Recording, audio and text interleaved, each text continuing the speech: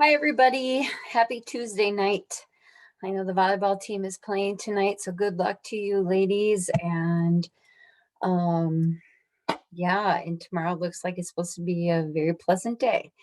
I am very much excited to get back into the classroom. I know I say this each time, but I'm committed to helping you all and just being more of a mentor and a guide to your learning this year than I am somebody that knows it all. And I miss that role when I'm at home. I don't have that. So today I'm going to share with you the third part of Freud. It seems like we never get done with him, but we will. This piece, when we talk about the defense mechanisms, actually, we're going to be talking about things that I think more of you will be able to relate to. In fact, all of us use defense mechanisms, regardless if you agree with Freud's id, ego, and superego, regardless if you agree with the oral, anal, phallic, latency, and genital, psychosexual stages. I think all of us actually should agree that we do use these defense mechanisms at some point in our life. And so try to recognize when you do use these defense mechanisms and relate to them in your personal life, because then that might help you remember them a little bit better. So let's get started. So I'm going to share that PowerPoint that you guys probably feel like it's never ending, but it's here.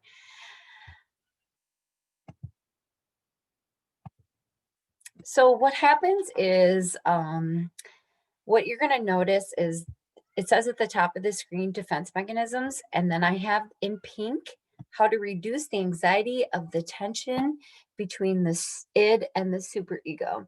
So this is what happens when we have that. Remember the explanation that I gave you about the id, it's all about me, right? And the superego, that parent that wants you to be perfect. And then when you have tension between those two groups, what we do is we use these defense mechanisms to try to help us cope with these things. So there are many types of defense mechanisms we use in life. Repression is the first one. It is starred because it actually is the most basic and widely used. I would actually write that down if I were you taking notes. Put that down. Repression is the most basic one and the most widely used by everyone, actually. Um, this is, as it's stated, it's unacceptable or unpleasant and things that you have about the id. But how I always remember repression is I think about the word P, and you're pushing things back. You're trying to repress childhood memories, childhood thoughts. It's kind of like motivated forgetting. It is when you have those guilty memories that you just don't want to remember, they tend to kind of seep back slowly, like a little snake going back into your consciousness through different means. We talked about this before. They're going to come back in through your dreams. They're going to come back through Freudian slips. They're going to, a Freudian slip. This would be an example of a Freudian slip. It's when you say something, but you mean something else. So, um, there was one example I used to tell my students in class, and there was a teacher who actually said to her elementary school kids, she was trying to tell them all that they needed to get their coats off after they came in from recess. And she said instead, come on, everybody, come on, boys and girls, you need to take your clothes off. Instead of coats, she said clothes. Now, some people would say that's a Freudian slip, and she was saying something that she really meant to say.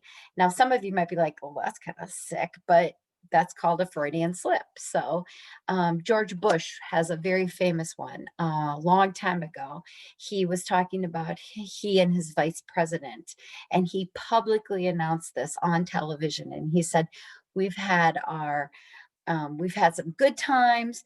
We've had what he wanted to say. He said, we've had good times, we've had bad times, we've had sex. And everybody was like, are you kidding me? What he was trying to say is setbacks, but instead the word came out as sex. And so people all of a sudden said, oh, that's a Freudian slip. You really wanted to have sex with your vice president. So that's what repression would come out as. It's motivated forgetting. The second one is regression. So this is when you actually act like a kid and you have this childish behavior. So, like as a 50-year-old, there are things that you would expect that I would behave a particular way as a 50-year-old woman. You would not expect me to throw temper tantrums. In fact, I wouldn't expect any of you to throw a temper tantrum at the age of 17, 18. Yet I bet some of you do. I bet some of you, when you get angry or upset with your parents or someone, you stomp away and then you slam doors or you scream and yell like a little child, and that's more of a regressed type of behavior. And so that's kind of like those couples that fight and they act really immature. They're regressing back to somebody an earlier stage in life. Those are the first two. The second two are denial and reaction formation. So denial, it's when you basically don't want to admit something has happened, that like you've got right here. You've got the Simpsons. I don't have a drinking problem, as he's sitting there with a bottle of booze in his hand. So maybe some of you know you're not doing well in school, so you just refuse to look at Infinite Campus because you're like, I don't want to see that grade. If I have to look at it, then I admit I'm not doing well in that class. But I'll just keep my eyes off of Infinite Campus because then I don't have to really admit it. You're in more of a denial state. Now, reaction formation is the fourth one, and this is when you do the opposite of how you feel to defend your own doubts. So it's behaving in a way exactly opposite of your true feelings. So basically, you're trying to kind of overcompensate for your feelings. So an example of this would be maybe someone is doubts their own personal faith, and they don't really want to admit that they don't believe in the faith that their family brought up. So they doubt it, they don't necessarily agree with it, but instead of admitting that, they go completely the other extreme and say, I'm going to be a pastor someday, even though they don't necessarily agree with that. So here's an example of reaction formation. Maybe your original impulse is, I hate my father. And we all know that that's probably not a really great thing to admit, that you hate your own dad for whatever reason. So if you were doing reaction formation, you would do completely the opposite. No, no, no, I don't hate my father. I love my dad. The next two is projection and rationalization. Projection is when you have your own fault, um, that you actually push this onto somebody else. Now, this is not an action, it's a feeling. So that might help you keep this straight as we go through these. So maybe you have a boyfriend who doesn't necessarily, um, he is not a trustworthy person. Okay. And he knows he's not a trustworthy person, but he projects those feelings onto you, even though you've never ever shown him any reason to be untrustworthy at all. But because he cannot trust himself, he doesn't trust you. So he's projecting his own feelings of being not trustworthy onto you. And unfortunately, you're kind of the brunt of his own inadequate feelings. So because he's cheated on you, now all of a sudden he thinks you're going to cheat on him, and he's projecting those feelings. Rationalization is when you justify a negative thought or behavior to kind of protect yourself.